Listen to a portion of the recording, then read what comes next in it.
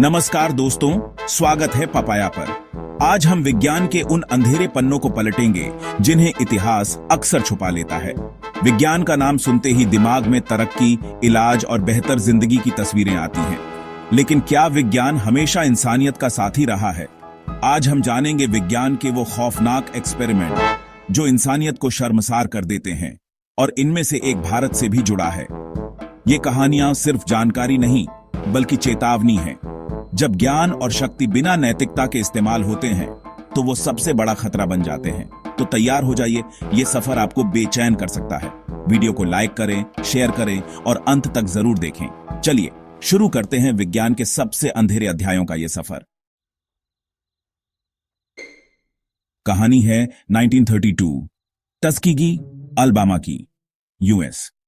Public health service ने syphilis के असर को समझने के लिए 600 गरीब अफ्रीकी अमेरिकन पुरुषों को चुना। उन्हें बताया गया कि सरकार उनका मुफ्त इलाज कर रही है, लेकिन असल में उन्हें कभी नहीं बताया गया कि उन्हें सिफिलिस है। मुफ्त खाना, मेडिकल चेकअप और दफनाने का वादा, ये सब एक झूठ था। असल मकसद था देखना कि बिना इलाज के सिफिलिस शरीर को कैसे बर्बाद करता है। 1940 के दशक में पेनिसिलिन आ गई, जो सिफिलिस का इलाज था, लेकिन इन लोगों को जानबूझकर दवा से दूर रखा गया।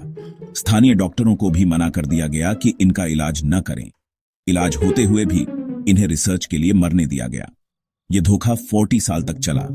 कई लोग तड़प तड़प कर मरे। बीमारी उनकी पत्नियों और बच्चों तक फैल गई। 1972 में एक पत्रकार ने इस स्टडी को उजागर किया। तब जाकर यह अमानवीय प्रयोग रुका। इस केस ने मेडिकल एथिक्स की दुनिया को बदल दिया, लेकिन जिनकी जिंदगी बर्बाद हुई उन्हें इंसाफ नहीं मिला। विज्ञान के नाम पर यह सबसे बड़ा धोखा था। अब चलते हैं जापान की इंपीरियल आर्मी की खुफिया यूनिट 731 की ओर। दूसरे विश्व युद्ध का सबसे काला अध्याय। इस यूनिट ने बायोलॉजिकल और केमिकल हथियारों पर रिसर्च के नाम पर इंसानों को मारुता यानी लकड़ी का लट्ठा समझकर भयानक प्रयोग किए। कैदियों को बिना बेहोश किए जिंदा चीरना, अंग निकालना, जानबूझकर प्लेग, एंथ्रैक्स, हैजा से संक्रमित करना, ये सब आम बात थी। अंग काटकर जोड़ना, वैक्यूम चैम्बर में रखना, गैंग्रीन से संक्रमित करना, इंसानियत की सारी हदें पार कर दी गई। ये सब चीन के पिंगफांग शहर में हो रहा था, और ये कोई हॉरर फिल्म नहीं, हकीकत थी। युद्ध के बाद इन वैज्ञानिकों को सजा नहीं मिली। अमेरिका ने उनके रिसर्च डेटा के बदले उन्हें माफ कर दिया। जनरल शिरोइशी, इस यूनिट का हेड, कभी कटघरे में नहीं आया। यह कहानी बताती है कि सत्ता और युद्ध के लालच में विज्ञान और इंसानियत दोनों की बलि चढ़ जाती है। क्या हालात किसी को हैवान बना सकते हैं? 1971 में स्टैनफोर्ड यूनिवर्सिटी में प्रोफेसर जिम्बार्डो ने इसका जवाब ढूंढने के लिए एक एक्सपेरिमेंट किया। 24 कॉलेज स्टूडेंट्स को कैदी और गार्ड में बांटा गया और यूनिवर्सिटी के बेसमेंट में नकली जेल बनाई गई। शुरुआत में सब खेल जैसा था, लेकिन 24 घंटे में ही गार्ड्स ने पावर का गलत इस्तेमाल शुरू कर दिया। कैदियों को सजा, अपमान, नींद से वंचित करना, सब कुछ बढ़ता गया। गार्ड्स सच में अत्याचारी बन गए। कैदी मानसिक रूप से टूटने लगे, विद्रोह कुचल दिया गया और कई को बाहर निकालना पड़ा। 2 हफ्ते चलने वाला एक्सपेरिमेंट सिर्फ 6 दिन में रोकना पड़ा, क्योंकि हालात बेकाबू हो गए। यह एक्सपेरिमेंट दिखाता है कि पावर और सिस्टम किसी भी आम इंसान को अत्याचारी बना सकते हैं। सोचिए, अगर आपको आदेश मिले कि किसी अनजान को बिजली का झटका दें, क्या आप देंगे? 1963 में येल यूनिवर्सिटी के स्टैनली मिलग्राम ने यही सवाल उठाया। एक्सपेरिमेंट में वॉलंटियर टीचर को कहा गया कि हर गलत जवाब पर लर्नर को बिजली का झटका दें, वोल्टेज बढ़ाते हुए। असल में लर्नर एक एक्टर था, लेकिन टीचर को यह नहीं पता था। जैसे जैसे झटके बढ़े, लर्नर चीखता, चिल्लाता, फिर चुप हो जाता। जब टीचर रुकने की कोशिश करता, रिसर्चर कहता, जारी रखिए, ये जरूरी है। नतीजा, 65% लोगों ने आखिरी सबसे खतरनाक झटका दिया, सिर्फ आदेश मानने के लिए। वो खुद असहज थे, लेकिन फिर भी आदेश मानते रहे। ये एक्सपेरिमेंट बताता है कि अथॉरिटी के दबाव में आम लोग भी भयानक काम कर सकते हैं। क्या शब्द किसी की जिंदगी बर्बाद कर सकते हैं? 1939 में आयोवा यूनिवर्सिटी में वेंडेल जॉनसन ने मॉन्स्टर स्टडी की। 22 अनाथ बच्चों को 2 ग्रुप में बांटा गया। एक ग्रुप को पॉजिटिव फीडबैक, दूसरे को लगातार टोका गया। तुम हकलाते हो, तुम गलत बोलते हो, ये बच्चे जो पहले ठीक बोलते थे अब बोलने से डरने लगे। उनमें सच में हकलाने और हिचकिचाहट के लक्षण आ गए जो जिंदगी भर रहे। उनका आत्मविश्वास टूट गया, वो सामाजिक रूप से अलग थलग हो गए। ये एक्सपेरिमेंट साबित करता है कि शब्द, खासकर बच्चों के लिए, हथियार से कम नहीं। बच्चों के मन पर नेगेटिव बातों का असर गहरा और स्थायी हो सकता है। क्या सरकार आपके दिमाग को कंट्रोल कर सकती है?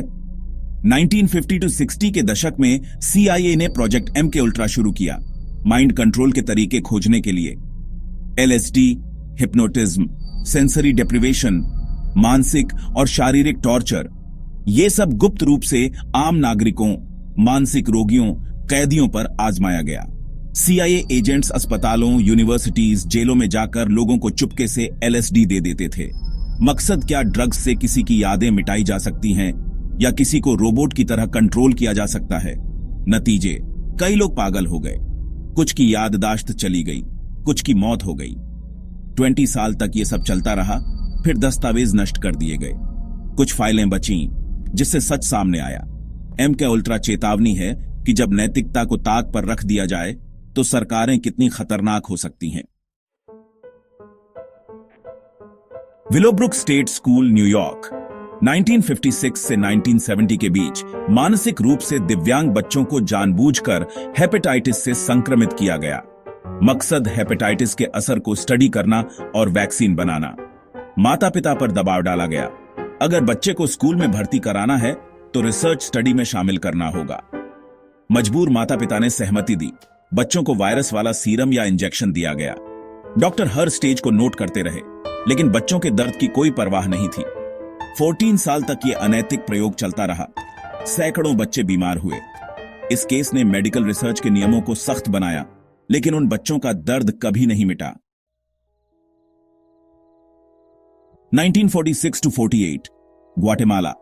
अमेरिकी वैज्ञानिकों ने वहां के कैदियों, सैनिकों, मानसिक रोगियों को जानबूझकर सिफिलिस और गोनोरिया से संक्रमित किया। संक्रमित वेश्याओं को जेलों में भेजा गया, फिर सीधे बैक्टीरिया इंजेक्ट किया गया, बिना जानकारी और सहमति के। मकसद देखना कि पेनिसिलिन इन बीमारियों को रोक सकती है या नहीं। 2 साल में 1300 लोग शामिल हुए, कई गंभीर रूप से बीमार पड़े, कम से कम 83 की मौत हुई। ये सच्चाई 60 साल तक छुपी रही। 2010 में खुलासा हुआ, अमेरिकी सरकार ने माफी मांगी। राष्ट्रपति ओबामा ने इसे मानवता के खिलाफ अपराध कहा। लेकिन क्या एक माफी उन लोगों के दर्द को मिटा सकती है? 1975, भारत में इमरजेंसी के दौरान सरकार ने जनसंख्या नियंत्रण के नाम पर जबरन नसबंदी अभियान चलाया। अधिकारियों पर टारगेट पूरा करने का दबाव था।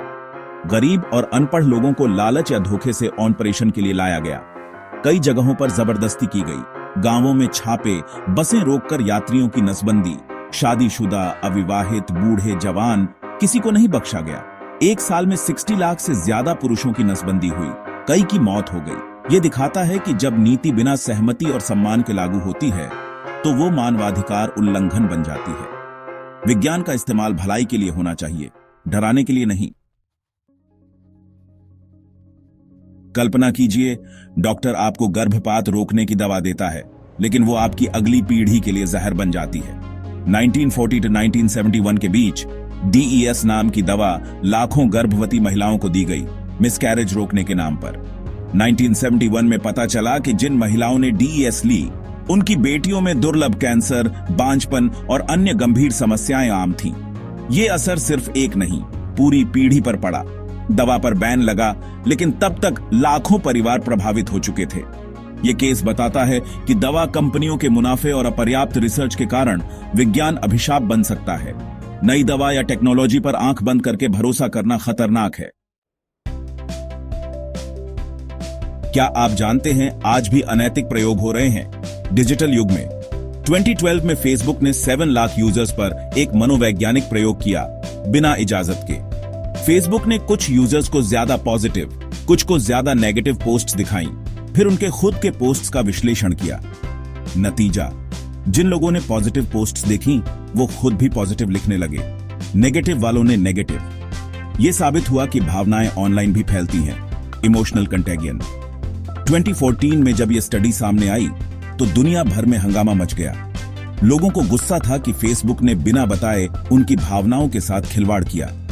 यह सवाल आज भी जिंदा है, क्या टेक कंपनियों को आपके इमोशन से खेलने का हक है? अब बात भविष्य की।